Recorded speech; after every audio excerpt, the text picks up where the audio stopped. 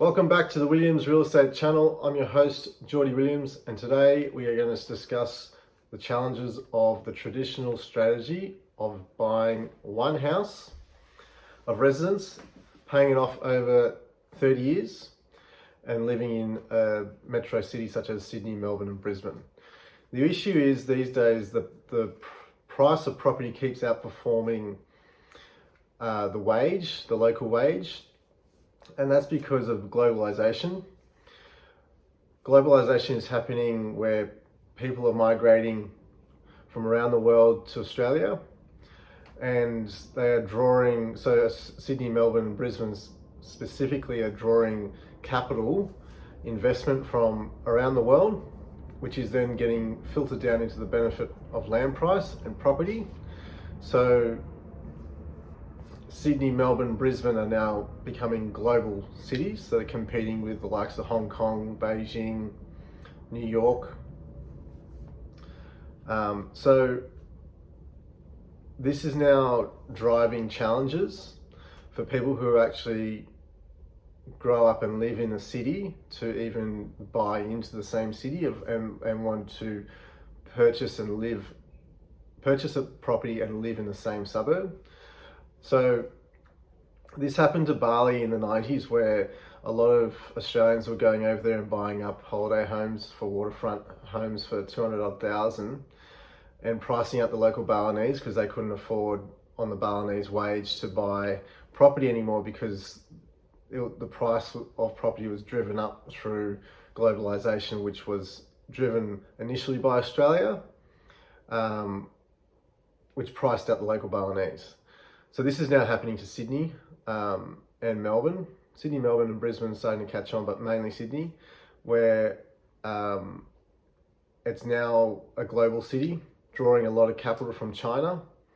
In Beijing, there's units that sell for 3 to 5 million that you have to lease off the government for 90 years.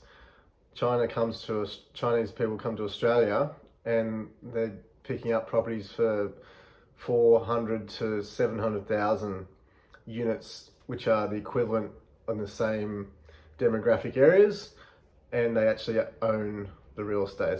They're not leasing it off the government. So Chinese people like buying Australian property. It's a beautiful place to live.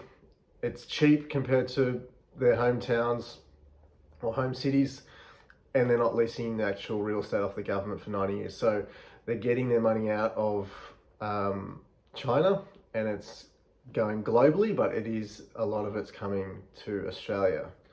So on the back of that, you've got the federal government, who's running their biggest net migration program in history, target to hit 2% growth every year annually, to hit 40 million population by 2050.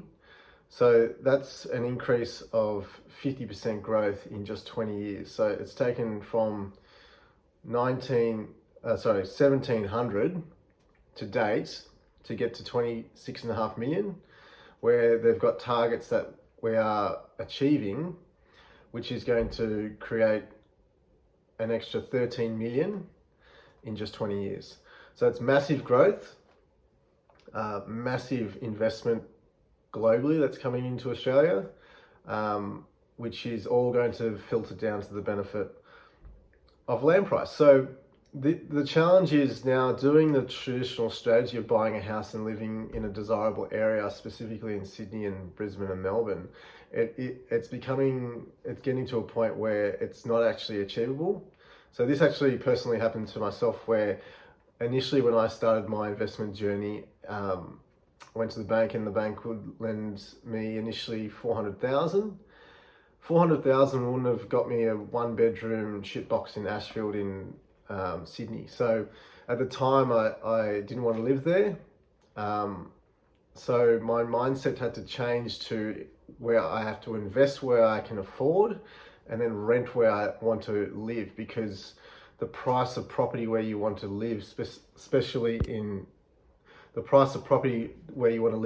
in Sydney, is just unaffordable to the point where the wages will never catch up to what the actual price is, there's light in the tunnel, because once you actually change your mindset and start investing in areas where you can afford and collect the rent and then service your rent where you live and build a foundation portfolio, I've now come to the realization that eventually, if I keep moving through and building this portfolio out, I'll get to a tipping point where I can then afford in Sydney. So there's different ways now that you have to shift and change.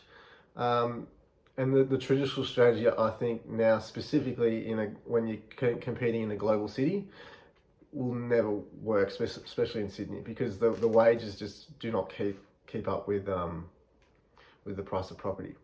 However, it's not all bad news. We're in a very young country. There's lots of areas around Australia, and specifically we specialise in New South Wales and Queensland, and in Sydney. So to this date, we're buying in Sydney, but we're not buying in the areas that we would like to live in. We're buying in areas that are undesirable areas that have good, strong growth potential, good, strong yields, have lots of infrastructure that are affordable. So buying where you can afford and renting where you like to live, because if you sit and wait on the sideline, saving up, inflation is just going to erode your savings, and every year that goes past, you're just going to be continually further and further behind the 8 ball. So these days I personally do not believe that the traditional strategy, specifically if you're competing in a global city like Sydney, is achievable. Anyway, thought I'd put a bit of more information out there about the traditional strategies and how you have to shift and pivot. If you'd like to reach out, I'm here to offer you a free 30-minute consultation where we can discuss your goals of where you are and where you want to be and how we can help. Catch you next time.